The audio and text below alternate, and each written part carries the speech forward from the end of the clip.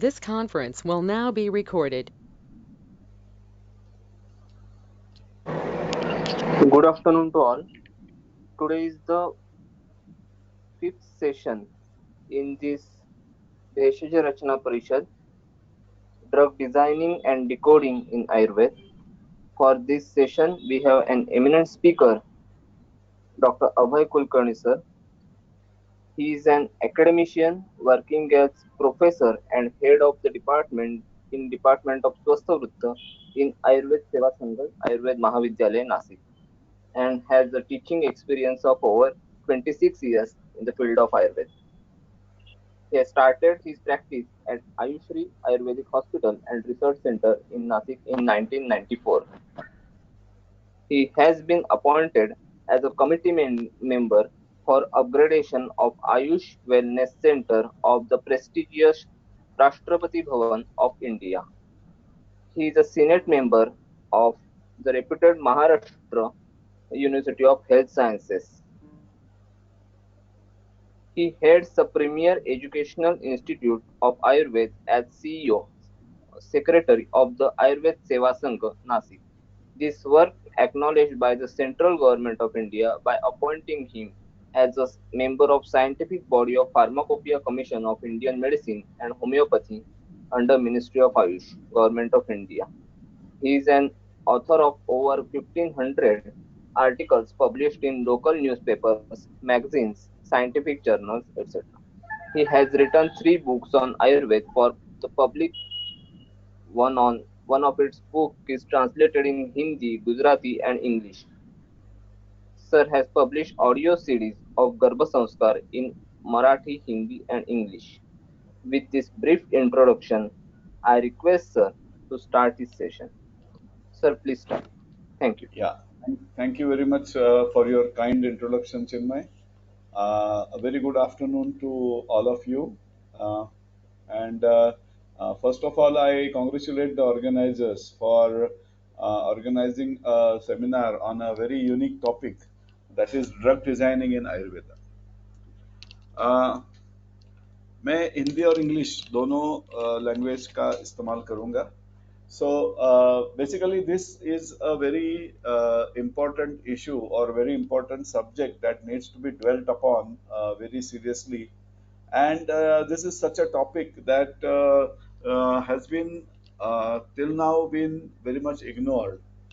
So we really need to delve deep into this subject. And today we are going to talk about Asavarishta, a very interesting part of Ayurvedic medicines. Uh, so as Charaka has said, Siddhir Vaidya Gunanam. Siddhi is the best, one of the most important properties of a practitioner. What other properties he may possess or may not possess will not make a difference. But if he possesses a property of being successful, then he is the best. He is going to be known as a best physician. So if we do a broad thinking कि किस चीज के ऊपर हमारा यश, चिकित्सा का यश निर्भर है, तो सबसे पहले जाता है सही निदान, जो कि वैद्य के ऊपर निर्भर है. फिर प्रभावी औषध, जो वैद्य और या फिर औषधि उत्पादक पे निर्भर है. वैद्य इसलिए कि अगर वैद्य, बहुत सारे वैद्य खुद दवाई बनाते हैं, तो वो अब कैसे बनाते हैं इसके ऊपर ये निर्भर है. या फिर आमतौर पे प्रिस्क्राइब या डिस्पेंस की जाती है दवाइयाँ, तो इस उस केस में औषधि उत्पादक पे निर्भर है. औषध का प्रभाव, प्रभावी उपयोग जो है वो वैद्य के अध्ययन पर निर्भर है, वैद्य के अनुभव पर निर्भर है. So in all we need crisp diagnosis and precise treatment. हमने ये भी एक सुना है कि अभ्यासात प्राप्यते दृष्टि ही कर्म सिद्धि प्रकाशिनी रत्नादि सदस ज्ञानम न शास्त्रादेव जायते.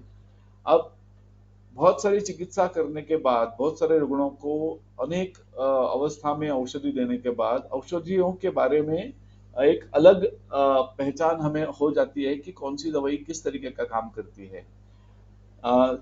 पढ़ने मात्र से आमतौर पे दूसरे औषधियों के बारे में ऐसा हम कह सकते हैं कि पढ़ने के बारे में बात ज्यादा समझता नहीं है. लेकिन आयुर्वेद की औषधियाँ एक ऐसी औषधियाँ है कि हमारे ग्रंथकर्ताओं ने एक फलश्रुति हर व्याधि के हर औषधि का वर्णन करते हुए एक फलश्रुति दी है कि ये कौन से व्याधियों में उपयोगी पड़ते हैं ये कल्प। तो उसका अध्ययन करके भी सिद्धि प्राप्त की जा सकती है। ये this is going to be the outcome of today's lecture. So I plan to make it clear कि किस तरीके से इस फलश्रुति का अध्ययन करके हम यशस्वी चिकित्सक बन सकते हैं। संहिताओं में भी हर जगह पर कैसे यश प्राप्त किया जाए इसके बारे में कुछ श्लोक दिए हैं जिनका मैं बहुत विवरण नहीं करना चाहता, बस आपको थोड़ा अवगत करना चाहता हूं कि सबसे पहली बात तो यह है कि आयु कामय मानेन धर्मार्थ सुख साधनम, ये तो हम लोग सब जानते हैं। आयुर्वेदोपदेशेषु विधेयः परमादरः, मतलब आयुर्वेद की जो वर्णन करने का तरीका है, जो भी ग्रंथ रचना का तरीका है, उसमें हमें अभी आमतौर पे जो कन्वेंशनल मेडिसिन है, बायोमेडिसिन है, जिसे हम एलोपैथी कहते हैं, या अन्य पैथीज है, उनसे अलग है। तो हमें ऐसा लगता है कि बहुत सारे लोगों को ऐसा लगता है कि क्या कैसे आयुर्वेद से सक्सेस हो सकती है।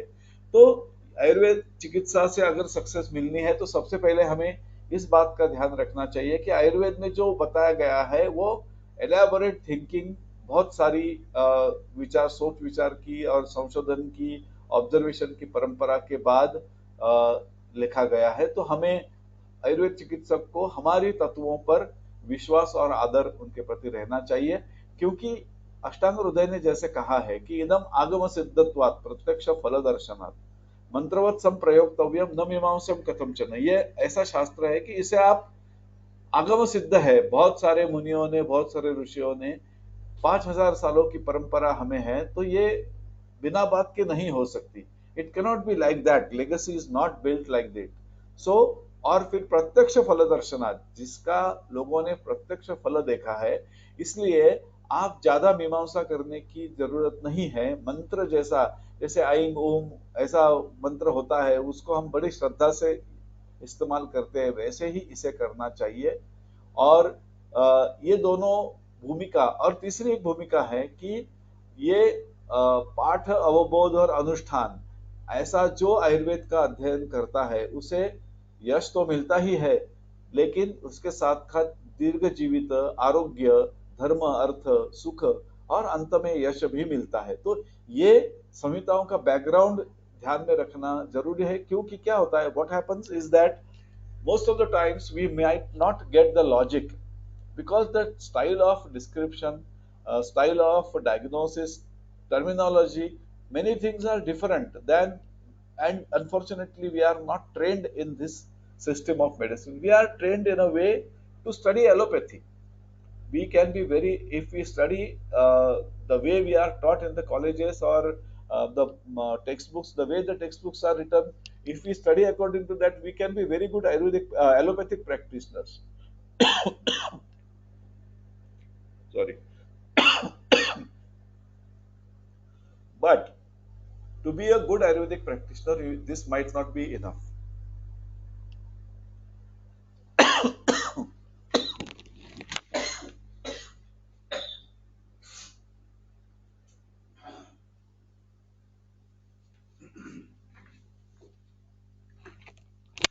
Sorry, excuse me.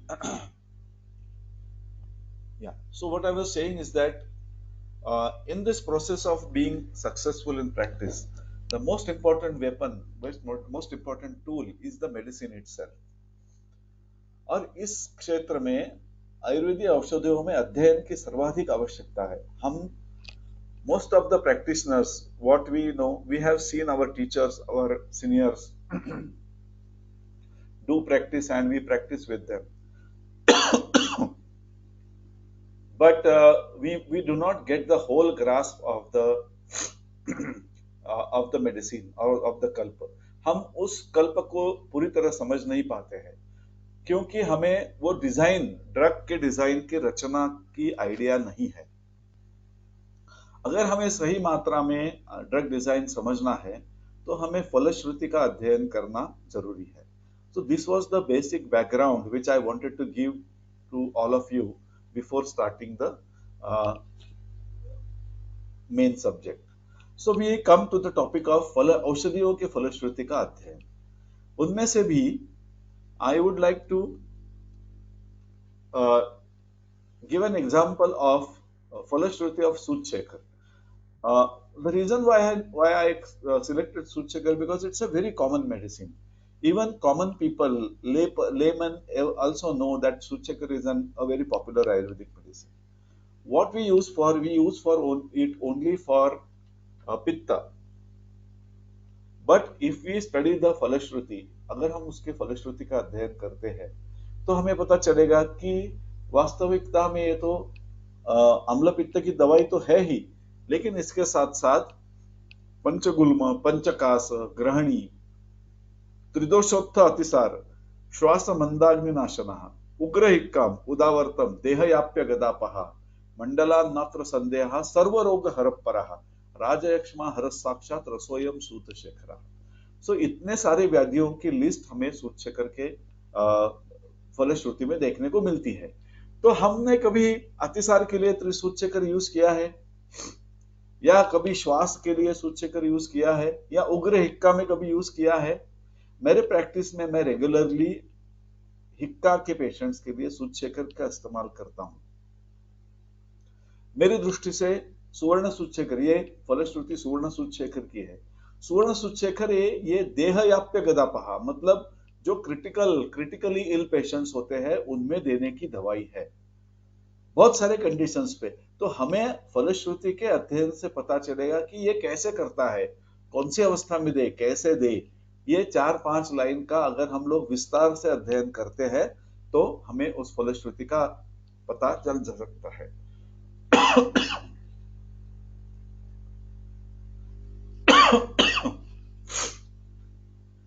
अब यह औषधियों के फलश्रुति का अध्ययन एक बड़ा काम है.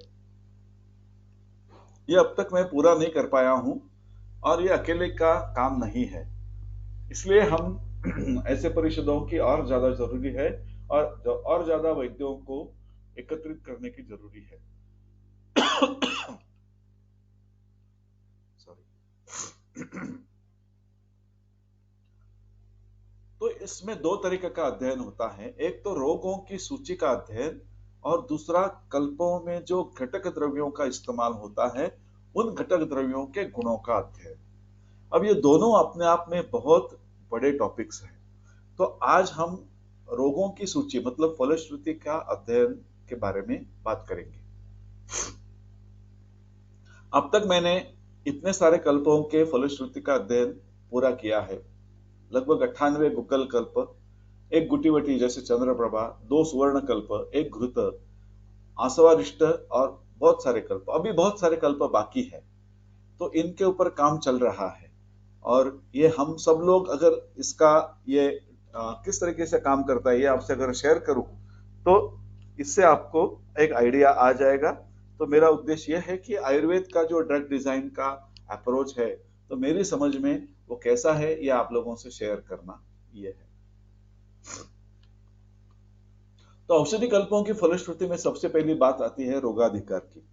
हर व्याधि एक रोगाधिकार के लिए वर्णन किया जाता है.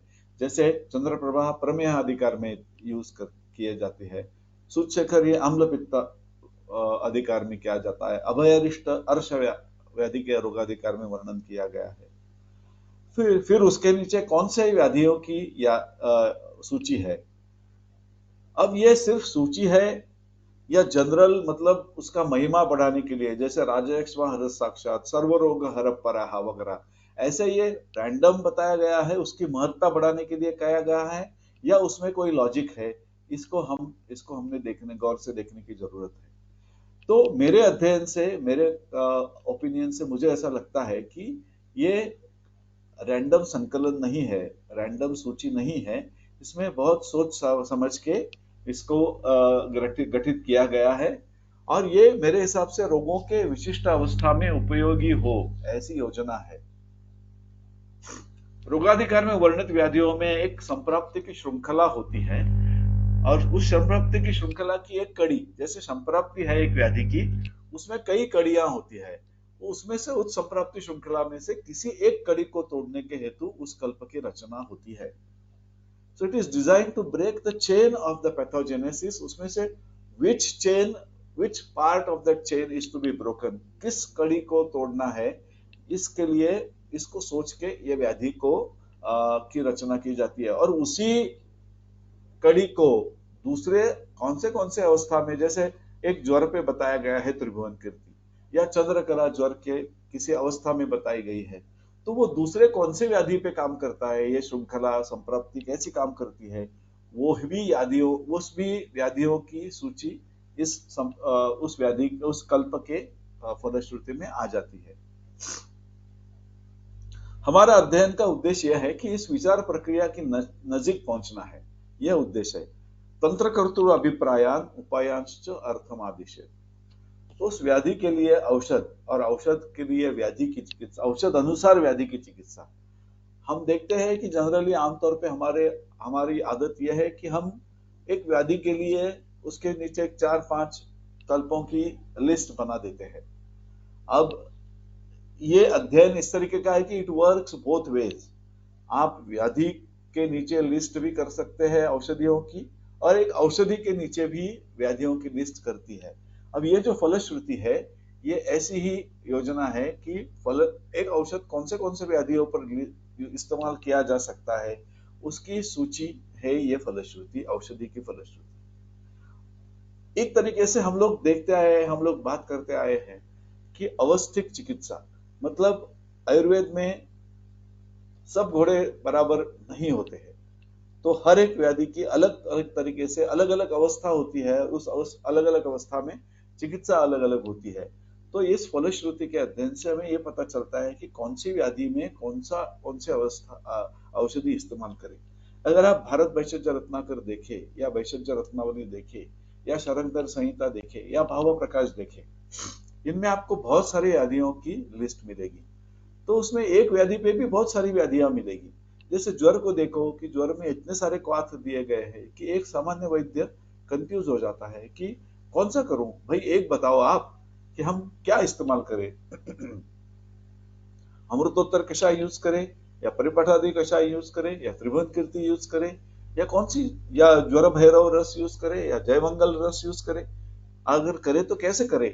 तो इन सारी चीजों का अध्ययन के लिए हमें फलश्रुति के अध्ययन की बहुत जरूरत है। सत्य स्थिति क्या है कि हमें हजारों कल्प है, पर उनका उपयोग कैसे करना है ये हम नहीं जानते, और इसमें बताने वाला कोई अनुभवी व्यक्ति नहीं। हर एक व्याधि, हर एक वैद्य के अपने अपने कुछ चुनिंदा कल्प होते हैं, उनके फेवरेट कल्प होते हैं, तो उनको इस्तेमाल करते हैं, कुछ चुने गिने व्याधियों के लिए ही इस्तेमाल करते हैं। मेरा ऑब्जर्वेशन ये है, अब 27-28 साल के प्रैक्टिस के बाद मैं ये कह सकता हूं कि आमतौर पे बहुत सारे लोगों को एक 8, 10, 12, 15 कल्प उसके प्रोमिनेंट होते हैं, और उसी का इस्तेमाल करके उसकी सारी प्रैक्टिस चलती है। बहुत रेयर केस में दूसरा कुछ कल्प ढूंढ के किया जा सकता है। तो अनुभवी व्यक्ति नहीं है कि जो फलश्रुति का पूरी क्षमता से हमें बता सके। प्रत्येक कल्प की फलश्रुति का वर्णन है, पर उनका उपयोग कैसे करें ये तरीका हम नहीं जानते, और आयुर्वेदिक चिकित्सक इसके कारण पूरी क्षमता से हम चिकित्सा नहीं कर पाते हैं। तो फलश्रुति में हमने देखे हैं कि काफी सारे विशिष्ट रोग समूह की सूची होती है। हम लोग आशावरिष्ठ के पास जाने के पहले थोड़ा सा बैकग्राउंड एक सोचना जरूरी है, एक आइडिया हो जाए, फिर कैसे तरीके से आशावरिष्ठ को भी हम अध्ययन कर सकते हैं। तो एक औषधि कल्प की रचना जब आयुर्वेदीय वैद्य करते हैं या ग्रंथों ने की है, तो उसमें एक बात ये ध्यान में रख के की है कि यह आयुर्वेदीय शरीर को केंद्र में स्थान में रखकर यह रचना की गई है। अब आपको लगेगा कि आयुर्वेदिक शरीर ये क्या है, तो हाँ मित्रों, अपने शास्त्र में जो शरीर वर्णन किया है वो अलग है। प्रिसाइसली अगर आपको बताना है कि हमारे हृदय की रचना वर्णन अलग है, और एलोपैथी में जो हृदय का वर्णन किया है वो अलग है। हम उसी हृदय को रिफर करते हैं, हमारा हृदय कोई अलग नहीं है, तटस्थ हृदय, उरस्थ हृदय, इस तरीके का कोई भेद नहीं है। जो हार्ट 4 कंपार्टमेंट्स वाला, वाल्व्स वाला जो हार्ट मॉडर्न मेडिसिन ने बताया है, उसी हार्ट को हम रेफर करते हैं आयुर्वेद में भी। लेकिन केवल वही नहीं है, उससे कहीं ज्यादा उसका काम है। उसकी रचना आयुर्वेद की दृष्टि से अलग है, उसका महत्व अलग है। तो उसको ध्यान में रखे हुए, ऐसे सारे आयुर्वेदीय शारीर को ध्यान में रखते हुए ये रचना की गई है। It is kept in mind. For example, I let you give an example of Tribhuvan Kirti. या ज्वर के कल्प है, तो उसमें ज्वर में इन्फेक्शन को टारगेट करके या थर्मल सेंटर को टारगेट करके पैरासिटामोल जैसे औषधियां बनाई गई है। लेकिन हमें ऐसा लगता है कि त्रिभुवन कीर्ति भी वैसा ही काम करेगी, लेकिन त्रिभुवन कीर्ति इस थर्मल सेंटर को या इन्फेक्शन को ध्यान में रखते हुए नहीं की है। इसको आमाशय इस शरीर को ध्यान में रखते हुए त्रिभुवन कीर्ति की रचना की गई है। इसके लिए त्रिभुवन कीर्ति एंटीबायोटिक काम नहीं करती, या त्रिभुवन कीर्ति एंटीबायोटिक काम नहीं करती। तो त्रिभुवन कीर्ति आमाशय दृष्टि नष्ट करने का काम करती है। अब ये आमाशय दृष्टि संप्राप्ति में क्या महत्व है, ज्वर का संप्राप्ति का और ज्वर का अलग विषय है, उसे मैं उस गहराई में नहीं जाना चाहता। लेकिन बस आपको एक मोटे तौर पे बताना चाहता हूं कि सारे आयुर्वेदीय कल्पों का के निर्माण में, डिजाइन में आयुर्वेदीय शरीर को सेंटर में रखते हुए उनकी डिजाइन बनाई गई है। और उस संप्राप्ति में उस व्याधि से, उस अवयव से, उस पार्ट से, उस बॉडी पार्ट को जितने भी दुष्टि हो जाती है, इसके लिए आप ज्वर में आप आमाशय, ये आपको पता चलेगा कि ज्वर की व्याधियां कास में भी यूज कर सकते हैं, श्वास में भी यूज कर सकती है, क्योंकि उनको कास और श्वास ये आमाशय समुत्थ व्याधि बताए गए हैं। अतिसार में भी इस्तेमाल हो सकता है, जैसे कि सूजशेखर है। ऐसे बहुत सारे हर एक उस शरीर भाव से जुड़ी जो संप्राप्ति की कड़ी है, उससे जुड़ी कार्य को ध्यान में रखते हुए उस कल्प की रचना की गई है। वही शारीर भाव जिन जिन व्याधियों की संप्राप्ति प्रक्रिया से जुड़ा है और वहां पे परिणाम कर सकता है, उनका समावेश इस फलश्रुति में किया गया है। फॉर एग्जाम्पल, गोक्षरादि गुग्गुल, ये क्लेद को ध्यान में रखते हुए आप देखेंगे, अगर गोक्षरादि गुग्गुल की फलश्रुति, तो आपको प्रमेह में भी काम करने वाला मिलेगा, क्योंकि उसका अधिकार प्रमेह है। फिर आपको वो मूत्राश्मरी में भी काम करेगा, मूत्राघात में भी काम करेगा, मूत्रकृश्र में भी काम करेगा। तो एक ही कल्प, प्रमेह में आप जानते हैं कि बहुमूत्रता होती है और मूत्राघात में मूत्र कम होता है। तो एक ही कल्प ये दोनों के ऊपर कैसे काम करता है, इसे समझने के लिए हमें वो किस बात पे काम करता है, क्लेद पे काम करता है, तो क्लेद का नियमन करता है, इस तरीके से ये काम करता है, इस तरीके से इनकी रचना की गई है। ठीक है। अब इसमें फलश्रुति के अध्ययन का क्या फायदा होता है कि संप्राप्ति प्रक्रिया में जो विभिन्न अवस्थाएं है उनका ज्ञान होता है, जो कि आम रोग निदान, चिकित्सा और उसके व्याधि के वर्णन में नहीं आता है। तो ये अलग ज्ञान हमें मिलता है। औषध और संप्राप्ति प्रक्रिया में विभिन्न घटनाओं का संबंध का अध्ययन होता है। सूची में वर्णित व्याधियों का एक दूसरे से संबंध क्या है, तो ये व्याधि का अलग रूप हमें पता करता है, और आयुर्वेदिक औषधियों की व्यापकता हमें समझ में आती है। औषधियों की रेंज हमारी इतनी समृद्ध है कि हमारी चिकित्सा का क्षितिज है, हॉराइजन है, कितना भी बड़ा हो सकता है, और हम अपने क्षमता से बहुत कम क्षमता में काम करते हैं, तो ये क्षमता बढ़ सकती है इस अध्ययन से। ऐसा ही एक चंद्रप्रभा का है, लेकिन इसके ऊपर मैं ज्यादा एलेबोरेट नहीं करूंगा, ये भी एक बहुत इंटरेस्ट का विषय है। चंद्रप्रभा भी एक अलग फलश्रुति है, ये एक आत्मिक चिकित्सा के जैसे हम चंद्रप्रभा का इस्तेमाल कर सकते हैं, ऐसा है। लेकिन इसके ऊपर मैं ज्यादा समय नहीं व्यतीत करूंगा। हम लोग जाएंगे आसवानिष्ठ के फलश्रुति के अध्ययन के पास। ठीक है। हेलो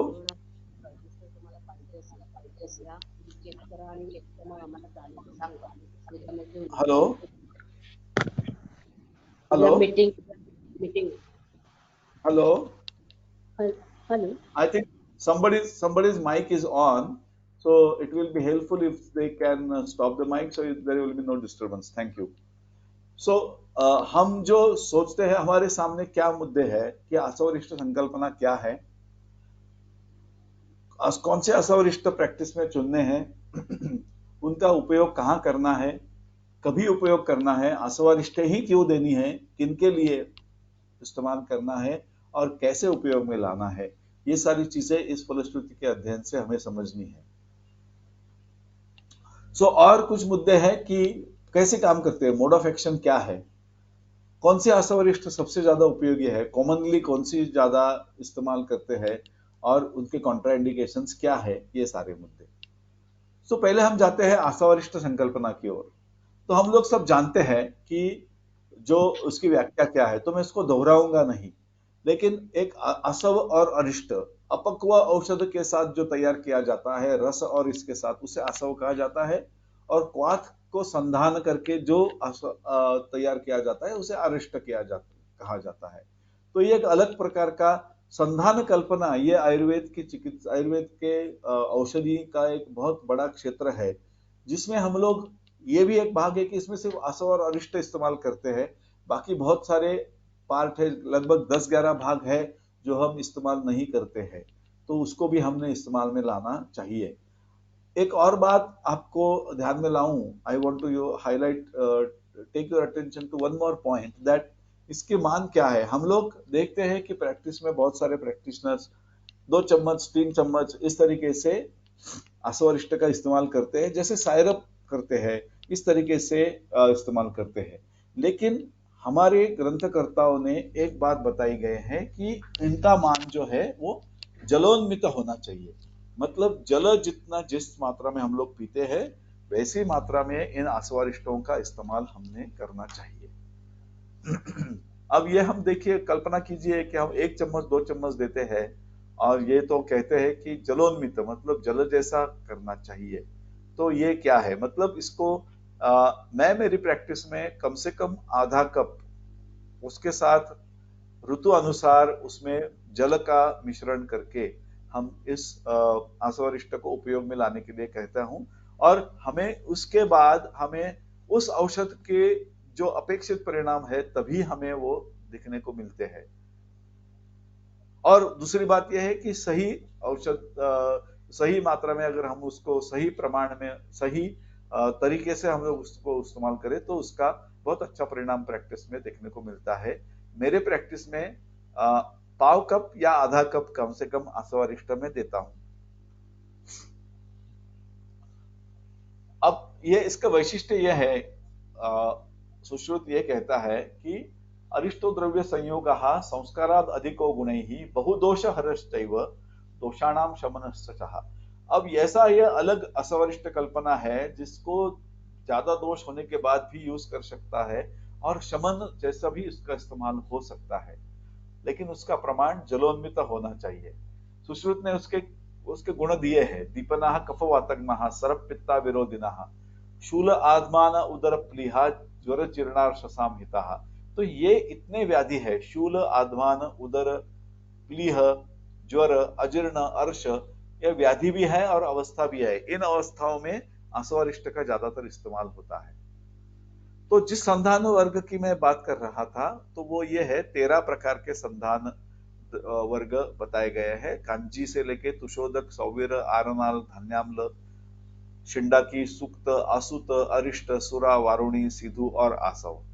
एसाम आसवानाम आसुतत्वात आसव संज्ञा, मतलब आसुत की प्रक्रिया इसमें होती है, फर्मेंटेशन की प्रक्रिया होती है, संधान की प्रक्रिया होती है, इसके लिए इसको आसव कहा जाता है। इसके पूरे वर्ग को आसवरिष्ट के नाम से जाना जाता है। जैसे हम स्टील के कबर्ड को गोदरेज का कबर्ड कहते हैं, उसी तरीके से सारे इस वर्ग को आसवरिष्ट कहा जाता है।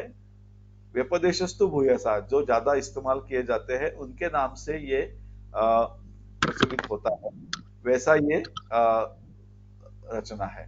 तो कहाँ उपयोग करें इसका, तो इसमें एक बात ध्यान में लेना जरूरी है कि यथा द्रव्य गुणोरिष्ट, इस अरिष्ट जिस विषय का होगा उस अरिष्ट के, उसके द्रव्य के गुण अरिष्ट में आएंगे। मतलब अरिष्ट is a medium of giving medicine, क्या कहते हैं, अ टाइप ऑफ यूज, मतलब अलग तरीके से देने का माध्यम है। मध्य, ये मध्य की जो कल्पना है, मध्य के गुण जो होते हैं वो सारे असवरिष्ट में आते हैं। मध्य के जैसा काम करने वाला ये द्रव्य है, तो उसमें जिस द्रव्य का होगा अरिष्ट उस वैसा काम करेगा। फॉर एग्जाम्पल, अगर अभयारिष्ट है तो अभया के हिसाब से काम करेगा, द्राक्षारिष्ट है तो द्राक्षा के हिसाब से काम करेगा, विडंगारिष्ट है तो विडंगा के हिसाब से काम करेगा। तो यथा द्रव्य गुणोरिष्ट सर्व मध्य गुणाधिका, मध्य से, मध्य के तो दोष भी होते हैं लेकिन असवरिष्ट के दोष नहीं होते, क्योंकि असवरिष्टों का मध्य के प्रमाण की तरह नहीं पिया जाता, औषध करके पिया जाता है। हालांकि उसकी मात्रा जलोन्मित होने के बावजूद वो मध्य के दोष को इसमें नहीं आते और उसके गुण आते हैं। और ये नीचे उसकी व्याधि की लिस्ट दी है अष्टांग हृदय ने भी, तो ये ज्यादा पर्याप्त है और इनका इस्तेमाल प्रैक्टिस में अच्छी तरह से कर सकते हैं। तो इन व्याधियों में संक्षिप्तः उपयुक्त है, ग्रहणी में उपयुक्त है। ग्रहणी के साथ साथ सारे अग्नि, क्योंकि ग्रहणी ये एक अवयव है, अवयव का ही नाम है, तो उस अवयव से जुड़े सारे व्याधियों में, अग्नि से रिलेटेड सारे व्याधियों में असवरिष्ट काम करता है। पांडु ये बहुत एक महत्व का क्षेत्र है कि जिसमें असवरिष्ट, आप अगर देखेंगे तो जितने भी असवरिष्ट आयुर्वेदीय ग्रंथों में है उनके फलश्रुति का मैंने संकलन किया है और उसके संकलन के बाद कुछ इंटरप्रिटेशन किया है, वो आगे मैं आपसे शेयर करूंगा। तो इनमें से ये पांडु, कुष्ठ, अर्श, शोफ, कृमि, गुल्म, ज्वर, उदर, शोष और प्लीहा, इन व्याधि और अवस्थाओं में ये असवरिष्ट कल्पना उपयोगी पड़ती है।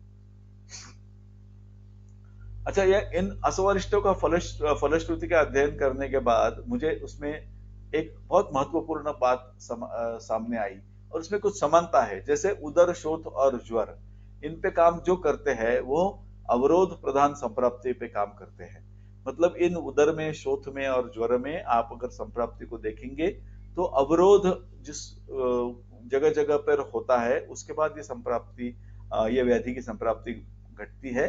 तो उस असवरिष्ट जो है अवरोध प्रधान संप्राप्ति में इस्तेमाल कर सकता है। इस तरीके से हम इसी को ध्यान में रखते हुए ऐसी अवरोध जैसी संप्राप्ति अगर दूसरे किसी व्याधियों में होगी तो उसमें भी हम लोग इस्तेमाल कर सकते हैं असवरिष्ट का। अर्श, ग्रहणी और अतिसार, इनका जो वर्णन सामने मिलता है, जिनका कॉम्बिनेशन होता है, तो हम ये जानते हैं कि अर्शोतिसारा ग्रहणी विकारा प्रायण चान्योन्य निदान भूता सन्ने अबले न संति दीप्ते रक्षे दत्तस्तेषु विशेषतो अग्नि। अग्नि के ऊपर ही इनका रहना और उनका बल निर्भर है, इसके लिए अग्नि की विकृति इनमें मेन है। अतः अग्नि की विकृति पे भी असवरिष्ट, अर्श, ग्रहणी और अतिसार पे काम करता है, इसका मतलब असवरिष्ट अग्नि पे काम करते हैं। प्रमेह, अश्मरी, मूत्रकृष्ट, शर्करा और बहुत सारी शोथ वगैरह पे भी करते हैं। तो इसमें क्लेद की विकृति होती है और इसका मतलब असवरिष्ट क्लेद पे काम करते हैं और रसायन और धातुक्षय पे काम करते हैं। इसका मतलब इसके लिए धातुअग्नि व्यापार पे इनका काम होता होगा, धातु परिपोषण क्रम के ऊपर इनका काम होता होगा। इस तरीके से ये असवरिष्ट के फलश्रुति से हम कल्पना कर सकते हैं। अब अरिष्ट देने की एक विशिष्ट अवस्था बताई गई है अष्टांग हृदय में। ज्ञात्वा वातोलबणम रुक्षम मंदाग्निम गुदजातुरम मदिरा शार्करम जातम सिधु तक्रम तुशोदकम अरिष्टम तदिमंडम वा श्रुतम वा शिशिरम जलम कंटकार्या श्रुतम वापि श्रुतम नागर धान्यकान अनुपानम विषक दद्यात वातवर्चोनुलोमनम। ये जो सारे एक अवस्था बताई गई है, वातोलबण, रुक्ष, मंदाग्नि, ऐसी विशेषता अर्श में बताई गई है अवस्था। लेकिन जिस तरीके से अर्श में इसी अवस्था में काम करते हैं, जाहिर है दूसरे व्याधियों में भी ऐसी अवस्था होगी तो वहां पे असवरिष्ट काम करेगा। वातोलबणता अगर अर्श में है तो असवरिष्ट यूज करना चाहिए, अगर रुक्षता है तो असवरिष्ट काम करना चाहिए, मंदाग्नि है तो करना चाहिए, और दूसरे भी आप कर सकते हैं। तो उनका रोल क्या है? अनुपान, अनुपानम विषक दद्यात, दूसरे व्याधियों का कार्य बढ़ाता है। दक्षिण में, केरल में भी ऐसे कषाय और आसवारिष्ट ये अनुपान की तरह देने का ये है, प्रचलित है। आप किसी अर्श के लिए किसी अर्श के कोई दवाई देंगे, उसके साथ अभयारिष्ट देंगे तो बहुत अच्छा काम होता है, उस औषध का काम भी अच्छा सुधरता है और अर्श की संप्राप्ति भंग में बहुत अच्छा जल्दी और बहुत अच्छी तरीके से संप्राप्ति भंग होता है। तो ये मध्य के सामान्य गुणधर्म जो है, तो इन सारे गुणधर्मों का गुणधर्म ही आसवरिष्ट में पाए जाते हैं। हालांकि एक बार उन्होंने बता दिया कि मध्य के सामान्य गुणधर्म है और मध्य जैसा ही आसवरिष्ट का प्रकार है, तो फिर वो रिपीट नहीं करेंगे। जो अलग फलश्रुति में केवल अलग उस व्याधि के उस कल्प के जो अलग गुणधर्म होंगे, उन्हीं का वर्णन इन्होंने किया होगा, उस जगह पे किया होगा। लेकिन ये सारे उसमें अंडरस्टूड है कि ये होना ही बाय डिफॉल्ट ये गुण आने वाले हैं। तो ये कौन से है? दीपनम, रोचनम, मध्यम वगैरह, ये सारा अष्टांग हृदय का ये रेफरेंस है। उसको अच्छी तरह से उन्होंने टीका में उसका दिया भी है विवरण। तुष्टि मतलब चित्त परितोषः, प्लेजर, सैटिस्फैक्शन, डिलाइट। पुष्टि मतलब शरीर पोषः, मध्यम अतिशय आरोग्यकृत इति अर्थः। अगर सही तरीके से इस्तेमाल किया गया तो अष्टांग हृदय का कहना है कि मध्य अतिशय आरोग्यकृत हो सकता है। अनिद्रा और अतिनिद्रा दोनों अवस्था में उपयुक्त है। स्थूल कृश दोनों के लिए उपयुक्त है।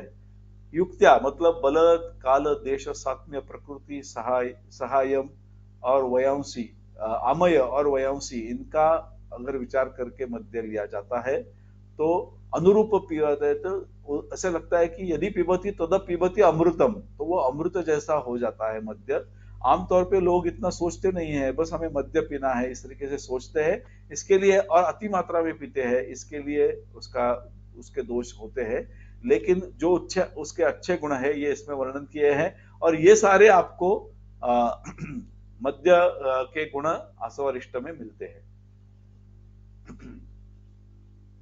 अभी एक बहुत इंपॉर्टेंट बात यह है कि आसवरिष्ट का इस्तेमाल कैसे किया जाए, प्रैक्टिस में हम लोग उसे कैसे इस्तेमाल करें। तो इसमें एक पहला रेफरेंस है कि पाययेत, तकरारिष्ट का है ये रेफरेंस। पाययेत मात्रया कालेषु अन्नस्य तृषितम त्रिषु।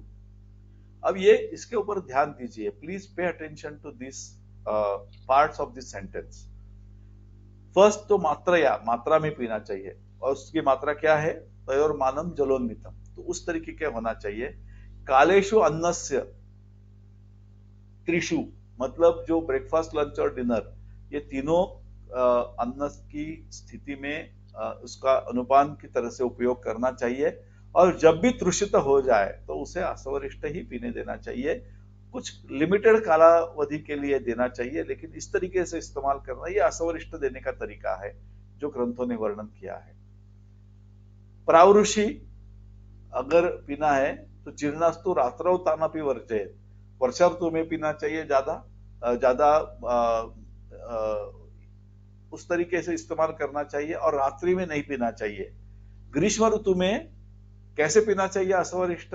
मध्यम न पेयम, पेयम व स्वल्पम सुबहुवारी वा। अगर आप नॉर्मल तौर पे आधा कप आसवरिष्ट और आधा कप पानी देते हो, तो ग्रीष्म ऋतु में अगर देना है आसवरिष्ट तो आपको पाव कप देना है और 1/4 आसवरिष्ट और 3/4 पानी, इस तरीके से देना है। मध्यम न पेयम स्वल्पम सुबहुवारी वा, उसकी मात्रा कम होनी चाहिए क्योंकि आसवरिष्ट ये रूक्ष होते हैं और ग्रीष्म में जैसे रुक्षता नहीं चलती, उसी तरीके से शरीर की अवस्था भी अगर ज्यादा रुक्षता हो तो कम और ज्यादा वारी का इस्तेमाल करके अगर देना है तो देना है।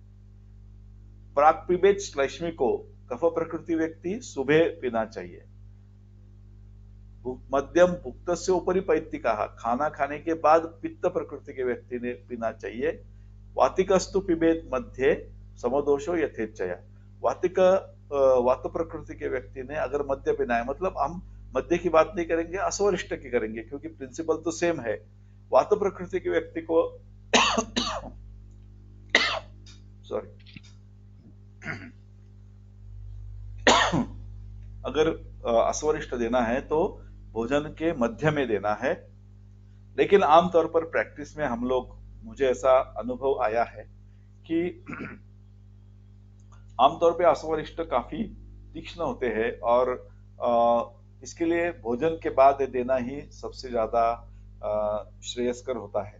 मेरी प्रैक्टिस यह है कि मैं प्रैक्टिस में औषध सेवन काल का बहुत इस्तेमाल करता हूँ। औषध सेवन काल के अनुरूप ही औषधियां देता हूँ।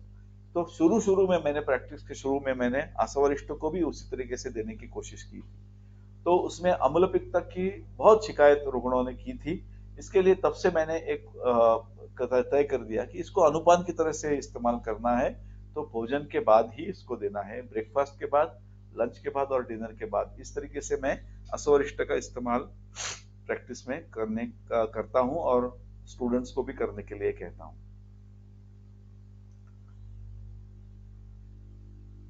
अब ये उसका दूसरा एक पार्ट है कि आयुर्वेद में अन्न और औषध ऐसे दो भाग किए गए हैं। औषध जो होते हैं वो वीर्य प्रधान होते हैं और अन्न जो होता है वो रस प्रधान होता है। इसके लिए अन्न जो द्रव्य है, जैसे गेहूं है, चावल है, हम बड़ी मात्रा में खाते हैं। और जो भेषज द्रव्य है, जैसे सूंठ है, मरीच है, पिप्पली है, वो मिलीग्राम्स में खाते हैं। इसको ग्राम्स में खाते हैं, उसको मिलीग्राम्स में खाते हैं। तो ये रस और वीर्य का होता है। लेकिन कुछ द्रव्य ऐसी होती है जो आहार का भी रोल करते हैं, जैसे यवागु है, यूष है, आहार का भी रोल करते हैं और औषधि का भी रोल करते हैं। वैसे ये आसवरिष्ठ भी आहार का भी रोल करते हैं और औषध का भी रोल करते हैं।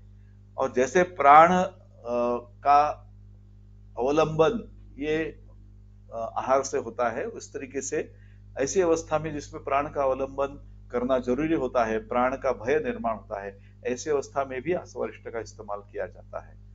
एक गौर की बात यह है कि भैषज रत्नावली को मैं व्याधि देखता था, व्याधि का वर्णन देखता था, तो उनका एक पैटर्न है। वो व्याधि के अंत में आसवरिष्ठ और उसके बाद पथ्यापथ्य, ऐसा उनका क्रम आप देख सकते हैं। जिज्ञासु जो है वो एक बार भैषज रत्नावली को फिर से जाके रेफर करे तो आपको ये भी अप्रिशिएट होगा। तो इसका मतलब यह है कि व्याधि के अंत के अकाल में या अपनर्भव के लिए भी व्याधि का रसायन के तरीके से भी व्याधि आसवरिष्ठ का उपयोग किया जा सकता है और अनुपान के हिसाब से उसको किया जाना चाहिए। अब जो चरक संहिता में 25वें सूत्र स्थान के 25वें अध्याय में 25th अध्याय में जो बताया गया है, तो ये रेफरेंस में कोट करना चाहता हूं। उन्होंने आसव की 80 प्रकार की आसव की निर्माण करने की प्रक्रिया, आसव जिनसे निर्माण हो सकते हैं, ऐसी आसव योनि कहते हैं उसको, तो उसका वर्णन किया है। तो वो रेफरेंस तो उसके साथ वो उनके गुणधर्म भी वर्णन करते हैं। मनीष शरीराग्नि बल प्रदानाम, अस्वप्न शोक रुचिनाशनानाम, संहर्षणानाम, प्रवरासवानाम, अशीतिरुक्ता चतुरुत्तरेशा, 84 टाइप के द्रव्यों से आसव का निर्माण हो सकता है। और वो प्रवर आसवरिष्ठ इनमें प्रवर है। किस चीज में? मन, शरीर और अग्नि को बल देने में प्रवर है। अस्वप्न, शोक, अरुचि इनका नाश करने में प्रवर है। संहर्षण मतलब आनंद निर्माण करने के काम में जो प्रवर है, ऐसे ये आसव है।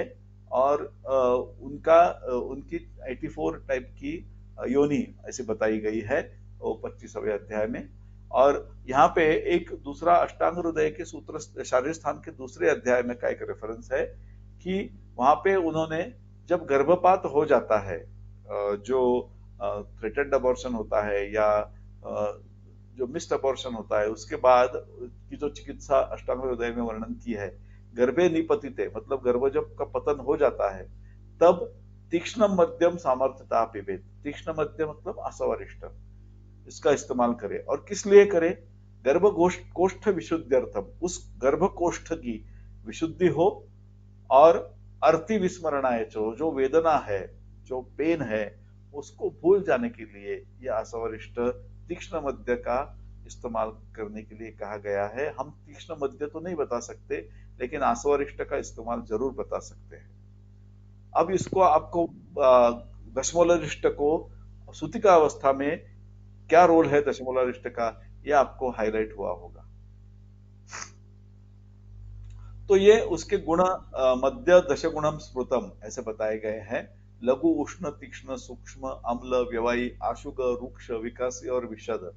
तो इन गुणों से 10 गुण है।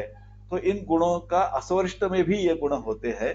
तो इन गुणों से ये काम करता है असवरिष्ठ। इनमें से व्यवायी, सूक्ष्म और आशुग, इन 3 गुणों का बहुत उपयोग मिलता है। इसके कारण बहुत सद्य फलदायी ऐसे असवरिष्ठ होते हैं और शरीर के सूक्ष्म से सूक्ष्म भाग तक पहुंचते हैं। अब ये आपके सामने में एक जो मेरा कंपाइलेशन है वो मैं आपके सामने प्रस्तुत कर रहा हूं। तो जो फलश्रुति का अध्ययन किया तो उनमें लिस्ट किया, तो सारे असवरिष्टों में शारंगधर संहिता हो, भेषज रत्नावली हो, भारत भेषज रत्नाकर हो, इसमें जितने भी असवरिष्ट आए हैं उन असवरिष्टों के फलश्रुति का जो कंपाइलेशन मैंने किया है उसमें 115 ऐसे अवस्था बताई गई है, जिसमें से 15 बार अर्श आया है। मतलब अर्श का वर्णन सबसे ज्यादा है। ग्रहणी का उसके बाद, फिर उसके बाद प्रमेह, फिर उसके बाद ज्वर, फिर वाजीकरण, फिर पांडु, ऐसे करके करके इतने बार ये असवरिष्ट के फलश्रुति में इन व्याधियों का रेफरेंस आया है। तो ऐसे 115 अवस्थाएं हैं। तो आपको इससे पता चलेगा कि अर्श ये सबसे, अर्श में असवरिष्ट ये ड्रग ऑफ चॉइस है। ये देखने को भी हमें मिलता है। अच्छा, किन लोगों को असवरिष्ट नहीं देना चाहिए? तो जो मधुमेही व्यक्ति है, इनको केवल उनमें शुगर है और शुगर है इस केवल इसी के लिए नहीं, ये तो बात है ही, लेकिन उसकी जो कल्प की रचना है उसके हिसाब से भी ये सुश्रुत में बताया गया है कि इनको मधुमेही व्यक्ति को सर्व एव च परिहरेयुः, सब मधुमेह के व्यक्तियों ने इनसे दूर बचना चाहिए। सौवरिक, तुषोदक, शुक्त, मैरेय, सुरा, आसव, तोय, पय, तैल, घृत, इक्षु विकार, ये बाकी के हैं, लेकिन पहले के जो रेफरेंस है वो सारे संधान द्रव्यों के रेफरेंस है, जिसमें सुरा, आसव और मध्य सारे का वर्णन है। गर्भिणी, बाल और स्थविर इनको नहीं देना चाहिए, जिनका शरीर बहुत ज्यादा रुक्ष है और जो विदग्धावस्था है जिनके शरीर में, तो उनको नहीं देना चाहिए। अब जो इसका सबसे पहला ड्रग ऑफ चॉइस जिसके लिए असवरिष्ट बताया गया है उसके बारे में थोड़ी बात करते हैं कि अर्श और असवरिष्ट सामान्य दोष प्रकोप के परिणाम। अर्श के संप्राप्ति के कई स्तर, 4 स्तर होते हैं, 4 तरीके से अर्श की संप्राप्ति होती है। उसमें सामान्य दोष प्रकोप के परिणाम ये पहला स्तर होता है। फिर अर्श रोगों के विशिष्ट हेतु घटते हैं, तो ये दूसरा स्तर होता है संप्राप्ति का। ये एक उन ऐसे अर्श के स्पेसिफिकली अर्श निर्माण हो, ऐसे 28 प्रकार के हेतु है। अर्श के निर्माण होने के लिए शरीर में सार्वदैहिक तौर पर हो रहे परिणाम, ये संप्राप्ति का तीसरा स्तर है। और अर्श के उपद्रव ये चौथा स्तर है, जिनमें उदावर्त और वाताभिभूष्ट कोष्ठ, इनके कारण अर्श होता है और अर्श के कारण ये होता है, ऐसा वर्णन होता है। तो असवरिष्ट ये इस अर्श के 4 ही स्तर पर उपयुक्त कल्प है। इसके विशेषता शुष्कार्श के लिए ये ड्रग ऑफ चॉइस है। आप अगर संहिता में देखेंगे, विशेषतः चरक संहिता में देखेंगे, तो 5 अलग अलग टाइप के अरिष्टों का वर्णन आपको अर्श की चिकित्सा में मिलेगा, जिसका मेन उपयोग शुष्कार्श के लिए किया जाता है। तो ये 4 ही अवस्था, 4 ही स्तर पे जो संप्राप्ति घटती है, उसके लिए, इसके लिए आपको हर एक, मतलब अभयारिष्ट तो का अधिकार ही अर्श है, लेकिन दूसरे भी जो कल्प है, कुमारी आसव है और बाकी दूसरी अश्वगंधा अरिष्ट है, ये सारे कल्प अरिष्ट है, उनका भी अर्श में उपयोग होता है। फिर एक बहुत इंटरेस्टिंग पार्ट है कि चरक संहिता के गृहिणी चिकित्सा में अग्निमांद्य विविध कारणों से अग्निमांद्य होता है और उसकी चिकित्सा अलग होती है, ऐसा एक रेफरेंस है। जैसे फॉर एग्जांपल सब तरीके के अग्नि का दीपन करने के लिए स्नेह उत्तम है। फिर मंदाग्नि, अविपक्व पुरुष और अतिसार ऐसा है, तो उनको दीपनीय औषधि के साथ घृत देना, ये उसकी चिकित्सा होती है उस तरीके के अग्निमांद्य की। जिसमें ग्रथित पुरुष है और अग्निमांद्य है, उसमें घृत लवण युक्त समान काल में देना चाहिए, ऐसा वर्णन है। फिर अतिरोक्षात्तु मंदेग्नौ, तो उसमें दीपनीय घृत या तैल दिए जाने चाहिए। अति स्नेह के कारण जो अग्निमांद्य है उनमें चूर्ण, अरिष्ट और आसव का इस्तेमाल करना चाहिए। अतिसार और गुदोपलेप ऐसा अगर हो तो उसमें तैल, सुरा और आसव का इस्तेमाल करना चाहिए। और उदावर्त के कारण अगर अग्निमांद्य होता है तो निरूह और स्नेह बस्ती देना चाहिए। तो इसमें आप देखते हैं कि हर अग्निमांद्य में आसवरिष्ट काम नहीं करेगा। तो अति स्नेह के कारण स्पेशली लोग आजकल ज्यादा चीज, बटर के और ऐसे मायोनीज वगैरह के से बने पदार्थ खाते हैं, या बहुत सारी फ्राइड चीजें खाते हैं, या बहुत जिनके शरीर में कोलेस्ट्रॉल होता है, तो ऐसे लोगों में असवरिष्ट का इस्तेमाल बहुत अच्छी तरह से कर सकते हैं हम लोग। तो ये अग्निमांद्य की अलग अलग अवस्था और उसमें कैसा अलग वर्णन है और उसमें असवरिष्ट का कहाँ इस्तेमाल करना चाहिए, ये हमें मार्गदर्शन मिलता है। और उसकी चिकित्सा अलग अलग दी गई है। अब ये इसके साथ असवरिष्ट से संबंधित नहीं है, लेकिन अग्निमांद्य की विविध अवस्थाओं में और क्या देना चाहिए, इस तरीके से भी वर्णन आपको चिकित्सा स्थान के चरक संहिता चिकित्सा स्थान में ग्रहणी चिकित्सा में आपको देखने को मिलेगा। तो वहां पे और भी एक रेफरेंस है कि केवल लंघन करने से कायाग्नि दीप्त नहीं होता है और अति भोजन करने से तो नहीं ही होता है। जैसे अग्नि को ईंधन नहीं दिया जाता तो वो अग्नि नष्ट हो जाता है, और अति ईंधन देने से भी अग्नि बुझ जाता है। उसी तरीके से आचरण करना चाहिए आहार का, और उसके बाद उसको कैसे प्रज्वलित करे अग्नि को, ये दूसरे सूत्र में बताया गया है। स्नेहान्न विधिभिश्चित्रैः चूर्णारिष्ट सुरासवैः सम्यक प्रयुक्तैर्भिषजा बलम अग्ने प्रवर्धते। तो अग्नि का बल के लिए चूर्ण, अरिष्ट और आसव, सुरा और आसव, इनका अरिष्ट, सुरा और आसव का बहुत रोल है, ये हमें जानना जरूरी है। तो मंदाग्नि की, ग्रहणी की अलग अलग अवस्थाओं में, मंदाग्नि की अवस्था में ग्रहणी के उपयोगी होता है। शुक्त ये भी बहुत उपयोगी है। अब हम लोग कुछ अलग ऐसे असवरिष्टों का डिस्क्रिप्शन देखेंगे जो अलग है, हमें जो हम जानते नहीं, ये कॉमन इस्तेमाल में नहीं है। फॉर एग्जाम्पल कुटजारिष्ट, कुटजारिष्ट ये हम लोग अर्श पे, रक्तार्श पे विशेषतः इस्तेमाल करते हैं। लेकिन उसके साथ साथ क्या आपको ये मालूम है कि ये ज्वर के लिए भी बताया गया है। ज्वरान प्रशमयेत सर्वान, सारे ज्वर को नष्ट करने वाला है। और उसमें दूसरा एक रेफरेंस है, कुर्यात् तीक्ष्णम धनंजयम। धनंजय नाम का एक प्राणवायु के 5 प्रकार है, उसमें से एक प्रकार है जो अग्नि से संबंधित है, उसको तीक्ष्ण करता है। और आमाशय और प्राणवह स्रोतस का जो कनेक्शन है, तो इसमें ये कुटजारिष्ट, ये धनंजय, ये इस प्रकार के वायु के ऊपर काम करने वाला है। अगर आप देखें कुटजारिष्ट के फलश्रुति का वर्णन, तो आपको यह पता चल जाएगा कुटजारिष्ट एक आत्यायिक औषध है। तो दुर्वारान ग्रहणी हंति, अगर दुर्वार ग्रहणी मतलब जिसमें बहुत ज्यादा खाते ही निकल जाता है अन्न। अष्टांग हृदय ने एक बहुत अच्छा वर्णन किया है, अन्नम ग्रहणी का वर्णन किया है। अन्नम गृह्णाति पचति विवेचयति मुंचति, अन्न का ग्रहण करता है, फिर उसको पचन करता है, उसका विवेचन करता है और फिर छोड़ता है। लेकिन जो ग्रहणी के बहुत पुराने रोगी होते हैं, उनमें सिर्फ अन्नम ग्रहणीति मुंचति ऐसा ही होता है, मतलब लिया कि छोड़ दिया, लिया कि छोड़ दिया। बार बार भोजन के साथ ही मल प्रवृत्ति होना, ये ग्रहणी का एक प्रत्यात्म लक्षण है, जिससे आप ग्रहणी का निदान कर सकते हैं। और ऐसे केसेस में कुटजारिष्ट बहुत अच्छा उपयोग करता है। रक्तातिसार पे तो हम जानते ही है कि उसका यह है, तो उसका अधिकार ही वो है। तो कुटजारिष्ट का धनंजय ये करना और ज्वर का के लिए उपयोगी करना, ये मुझे औषधि फलश्रुति के अध्ययन से पता चला है। फिर एक मध्वरिष्ठ नाम का है कि जो ऐसा तरीके का है कि मंद अग्नि को प्रयुक्त करता है और जो विषमाग्नि है उसको सम करता है।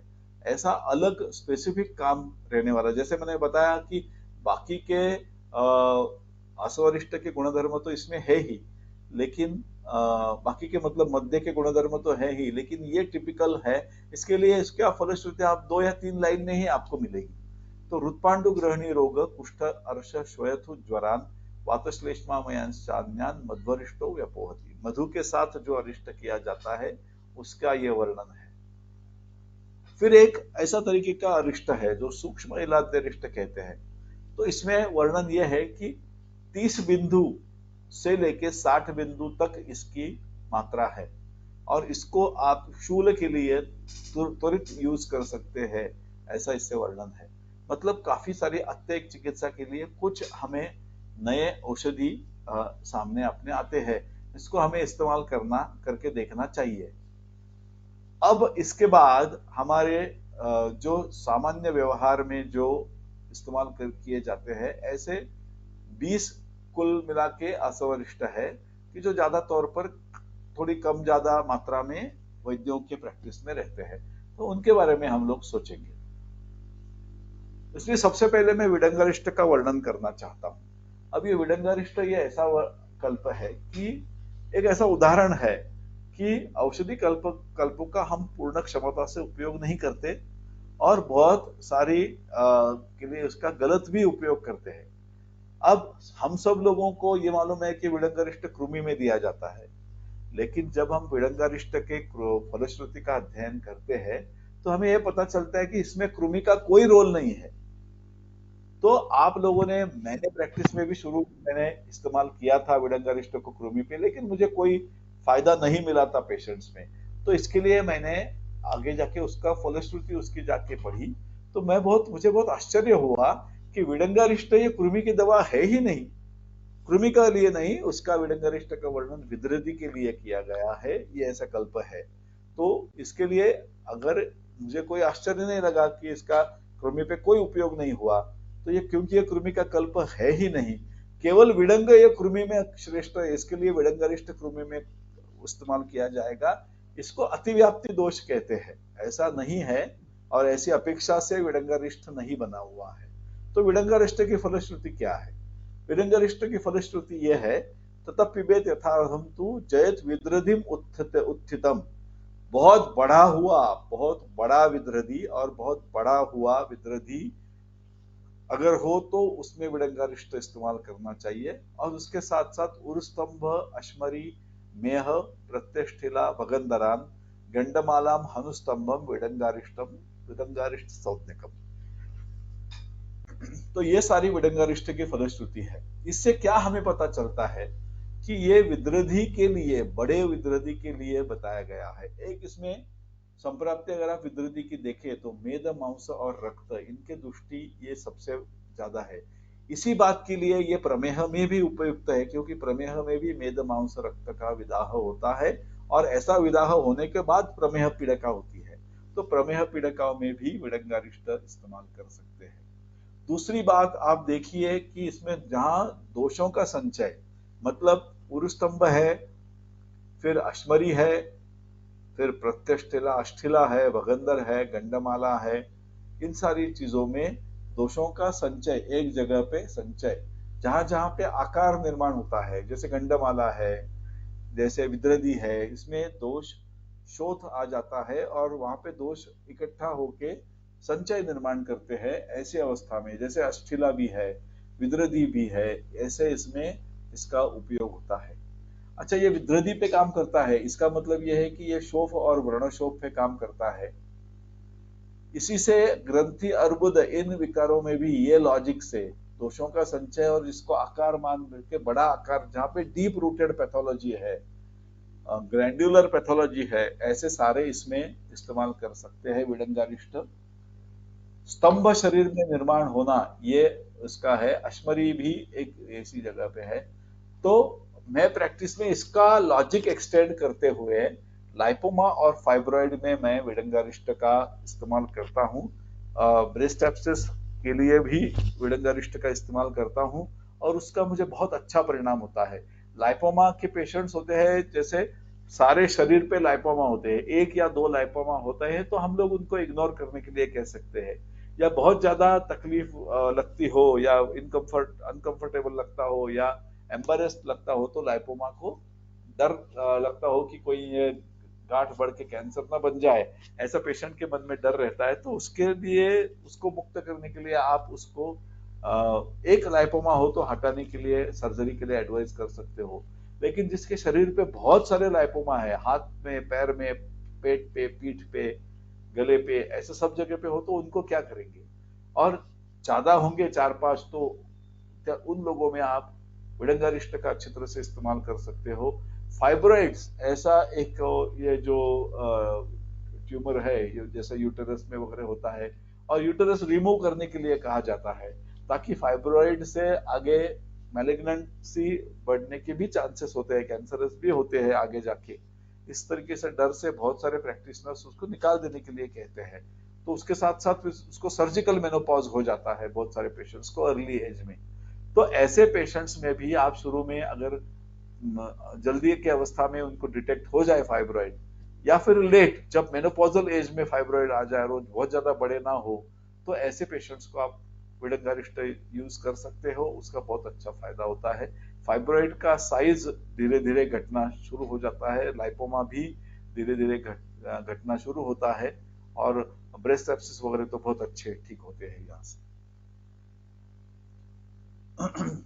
ये मैंने आपको बताया कि इसमें शोफ होता है, दुष्टत्वक मांस मेदो अस्थि, ये सारा होता है, इसके लिए विद्रदी की संप्राप्ति है। और ये उसके मेद धातु का की दृष्टि है। तो ये सारी चीजों से का इसमें अध्ययन से पता चलता है। अब ये दूसरा अरिष्ट है दशमूलारिष्ट। ये दशमूलारिष्ट में के दो पाठ है। ज्यादातर इस्तेमाल जो है वो वाजीकरण के अधिकार का पाठ प्रचलित है, और दूसरा अर्शमय है, वो ज्यादा इस्तेमाल में नहीं है। बाहर जो आपको मिलता है वो वाजीकरण वाला ही पाठ मिलता है। वो वातव्याधि में यूज किया जाता है, ग्रहणी, अरुचि, शूल वगैरह सब सारे उसके ये है। लेकिन इसका मुख्य कार्य जो है, यो अरिष्टो दशमूलाख्यो तेजस शुक्र बल प्रदाह, तेज शरीर में तेज, शुक्र और बल बढ़ाने वाला ये दशमूलारिष्ट है। तो क्योंकि उनका अधिकार वाजीकरण अधिकार में बताया गया है, और जो वाजीकरण द्रव्य होते हैं वो सद्य शुक्र तैयार करते हैं, इसके लिए शीघ्रकारी भी होता है। तो वातव्याधि में भी इस्तेमाल होते हैं, जो हम लोग यूज करते हैं वो सही है। लेकिन उसमें किस तरीके का काम होता है? तो पोषण बढ़ा के शमन शरीर में करके वात का शमन होता है, बल बढ़ाने से वात का शमन होता है। अब दूसरा एक ऐसा है कि ये व्याधि भेषजम द्विविधम च तत् स्वस्थस्य ऊर्जस्करण किंचित किंचित आर्तस्य रोगनुत, मतलब व्याधि हरण और स्वस्थ को ऊर्जा बढ़ाना, ये दोनों तरीके का काम करता है। ब्रूहणम शमनम तो एवं वायो पित्ता निलस्य, सो वात पित्त के लिए ब्रूहण और शमन, ब्रूहण ही शमन है। इस तरीके से वात और वात पित्त आदि के लिए उपयोगी है। धातु क्षय जन्य विकारों में ये उपयोगी है। इसमें आपको ये देखने को मिलेगा कि एक क्षय और धातु क्षय पे इसका इस्तेमाल होता है। और एक दूसरा, इस फलश्रुति के अध्ययन से एक और सामने बात आती है कि महालक्ष्मी विलास, चंद्रप्रभा और दशमूलारिष्ट, ये तीन व्याधियों की फलश्रुति में 15 डिसीजेस और अवस्था ऐसे जो कॉमन है। तो उसमें ये दो तीनों का काम सरीखा है। दशमूलारिष्ट या अरिष्ट में महालक्ष्मी विलास जैसा ओज वर्धन का काम करता है, और चंद्रप्रभा ये गुटिका वटिका में महालक्ष्मी विलास का काम करता है। इन तीनों का तेजस शुक्र बल प्रद ओज शरीर में निर्माण करना, ये दशमूलारिष्ट का काम है।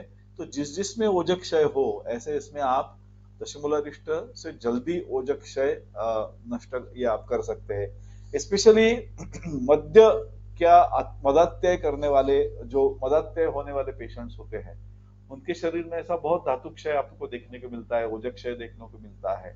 और मदात्यय की चिकित्सा मध्य से ही होती है, मतलब आसवरिष्ठ से ही होती है, ये भी हम जानते हैं। तो अल्कोहल विड्रॉल सिंड्रोम्स के जो पेशेंट्स होते हैं, या लिवर सिरोसिस के होते हैं, या जिनमें रुक्षता बहुत ज्यादा आती है, ऐसे लोगों में हमको दशमूलारिष्ट यूज कर सकते हैं। एक्सेसिव ड्रिंकर्स में आप दशमूलारिष्ट का इस्तेमाल कर सकते हैं। और इसके अगर और एक बात इसके ऊपर दिया जाना चाहिए, तो किस शारीर भाग का वर्णन ये है, दशमूलारिष्ट किस शारीर भाग का कल्प है? तो ये धमनी का कल्प है, विशेषतः अधोग धमनी का कल्प है।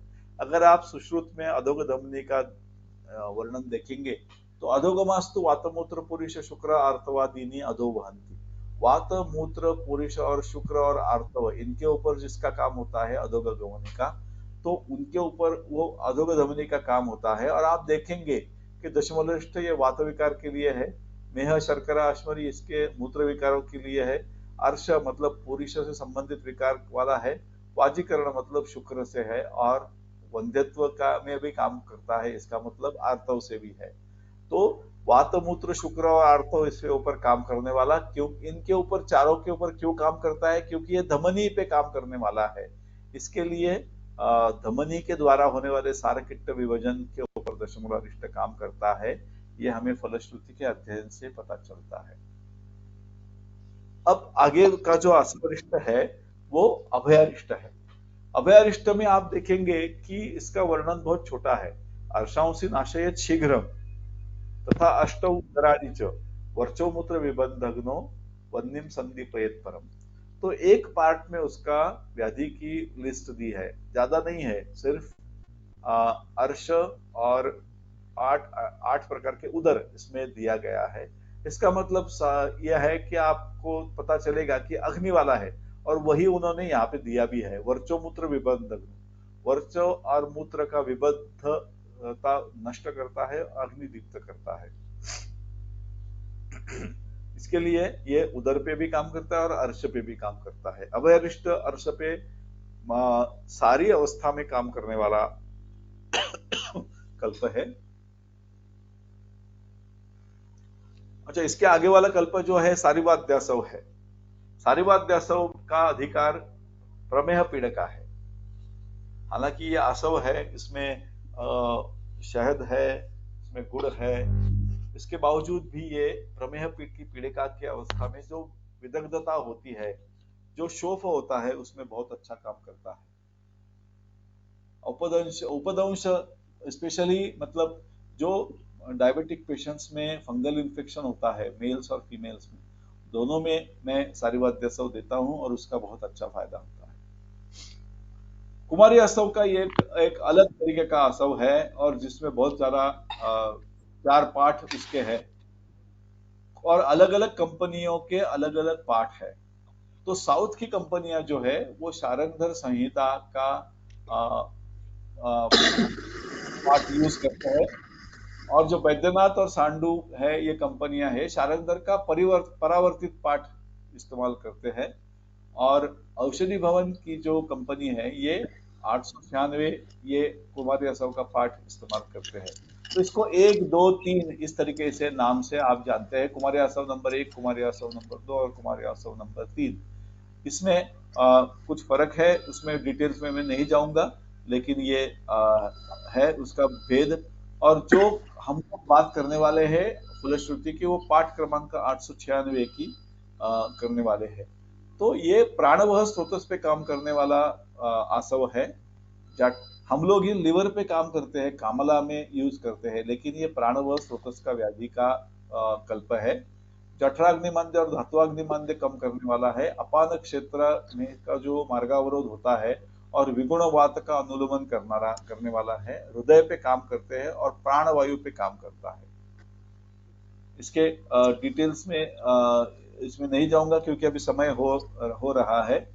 तो बस बताना आपको ये चाहता हूं कि इसका डिटेल विवरण से ये मैं आपको बताना चाहता हूं कि मार्गावरोध के कारण कुपित हुआ एवं प्राणवह स्रोतस में स्थान संश्रय करने के लक्षण निर्माण करने वाला प्रकुपित एवं विगुण वात का शमन कुमारी आसव से होता है। तो इसको देख के आप उसके कर्मों का अंदाजा लगा सकते हैं। एक मैं आपको जाते जाते एक बहुत इंपॉर्टेंट औषध के बारे में बताना चाहता हूं, जो है अश्वगंधाद्यारिष्ट। अश्वगंधाद्यारिष्ट हम लोग बलवर्धन के लिए यूज करते हैं, कृश पेशेंट्स के लिए या वाजीकरण के लिए यूज करते हैं, लेकिन उसका फायदा सबसे ज्यादा मनोविकार पे है, क्योंकि उसका रोगाधिकार मूर्छा है और उसका अपस्मार उन्माद ये अधिकार है। इसका मतलब ये मूर्छा, उन्माद और अपस्मार ये सारे मन के हैं। स्पेशली रजो और तमोगुण बढ़ने से ये सारे विकार होते हैं। अग्नि बिगड़ा हुआ होता है, वातपित्त प्रधान विकार होता है और मांसमेध की जगह पे ये काम करता है अश्वगंधाध्यरिष्ट।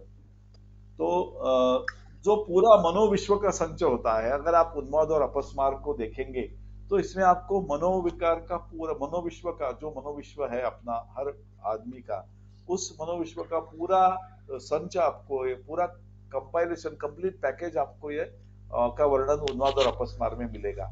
तो मन है, बुद्धि है, स्मृति है, संज्ञा है, भक्ति है, शील है, चेष्टा है, आचार है, ये सारी चीजों का और इसके टीका में बहुत विस्तृत वर्णन आपको देखने को मिलेगा। तो ये सारे लोगों पे आजकल जो ज्यादा विकार होते हैं, depression, anxiety, stress, tension, obsessive compulsive disorder, bipolar personality, anxiety neurosis, ये सारी चीजों में अश्वगंधारिष्ट बहुत अच्छा काम करता है। तो मैं तो उसको मनोविकार के लिए यूज करते हैं। हम लोग मनोविकार में सारस्वतारिष्ट यूज करते हैं, लेकिन उससे ज्यादा सारस्वतारिष्ट तो विद्यार्थियों का कल्प है, विद्यार्थियों की बुद्धि की क्षमता बढ़ाए, इसके लिए धन्वंतरि ने निर्माण किया है, ऐसा उसका वर्णन है। लेकिन जिनका विकार है उनके लिए तो मतलब ये रिलैक्स वो नहीं करेगा। जिनको एंजाइटी वगैरह विकार है, वो साइकोलॉजिकल डिसीजेस में अश्वगंधारिष्ट ये बहुत ज्यादा फायदा करेगा। एक लोहासव ये बहुत ज्यादा इस्तेमाल किया गया विकार ये है, कल्प है, लेकिन मेरे ख्याल से थोड़ा टाइम है हमें, तो उसके बारे में हम बात कर सकते हैं।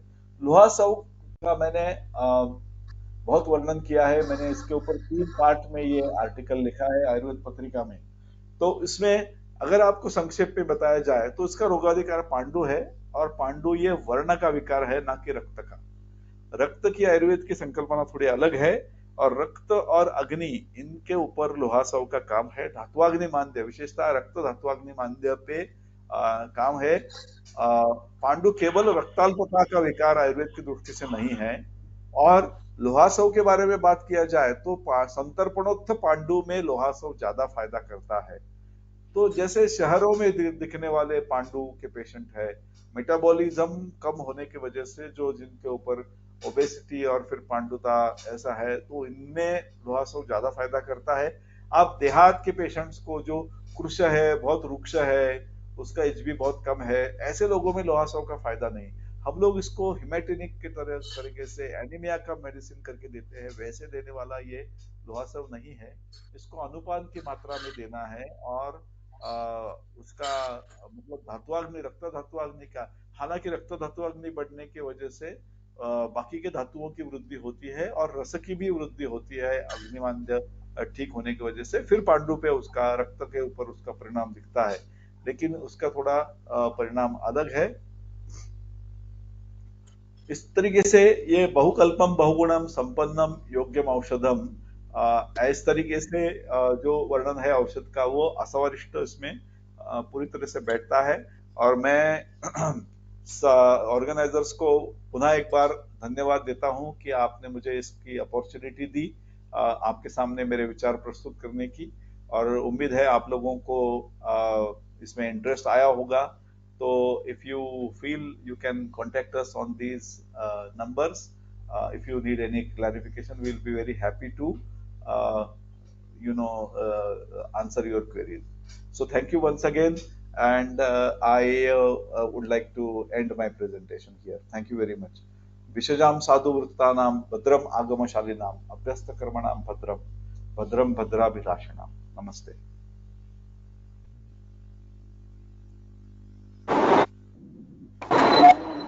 धन्यवाद सर। अत्यंत सरल शब्दों में अभ्यासपूर्ण विवेचन, एक असवरिष्ट ये कल्पना के ऊपर आपने किया, इसके लिए बहुत आभार। किसी को कुछ प्रश्न रहेंगे तो आप पूछ सकते हैं चैट बॉक्स में।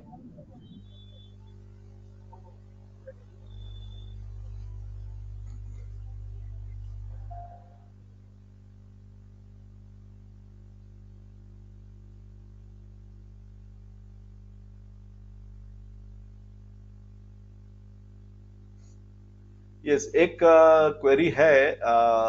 जब मैंने प्रमेह का व्याधि प्रमेह कॉन्ट्राइंडिकेशन है ऐसा कहा था, तभी मुझे ध्यान था कि ये क्वेश्चन आएगा। किसी ने पूछा है कि प्रमेह चिकित्सा स्थान में लोद्रासव दंत्यासव वगैरह दिया है, लेकिन वो अवस्था है, उसकी पर्टिकुलर अवस्था, और उसमें मधु का इस्तेमाल किया है। आज का जो व्याधि हम देखने को मिलता है, हमें देखने को मिलता है, ब्लड शुगर का रिलेशन अगर हम उसके साथ देखें, तो आज की अवस्था में हम मतलब मेरी प्रैक्टिस के एक्सपीरियंस से शुगर लेवल्स प्रमेह के पेशेंट्स के बहुत ज्यादा बढ़ जाते हैं। तो मैं ये सही नहीं मानता कि उन्हें दिया जाए, तो वो कॉम्प्लिकेशन ज्यादा बढ़ जाती है।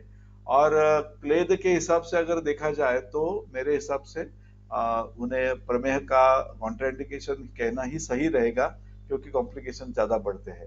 अब जो लोद्रासव की अवस्था है या दंत्यासव की अवस्था है, एक अयस्कृति करके भी वर्णन है अष्टांग हृदय ने, जो प्रमेह में प्रमेह जैसे इसमें बताया गया है। लेकिन अभी उसके ऊपर बहुत ज्यादा रिसर्च करने की जरूरत है कि कौन सी अवस्था में हम वो दे सकते हैं उन्हें। ठीक है ना?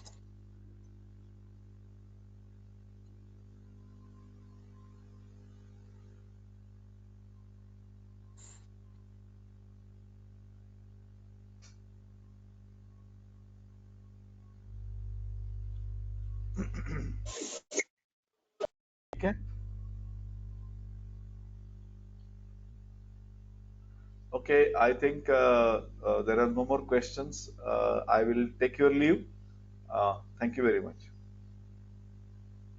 Chinmay, shall I leave?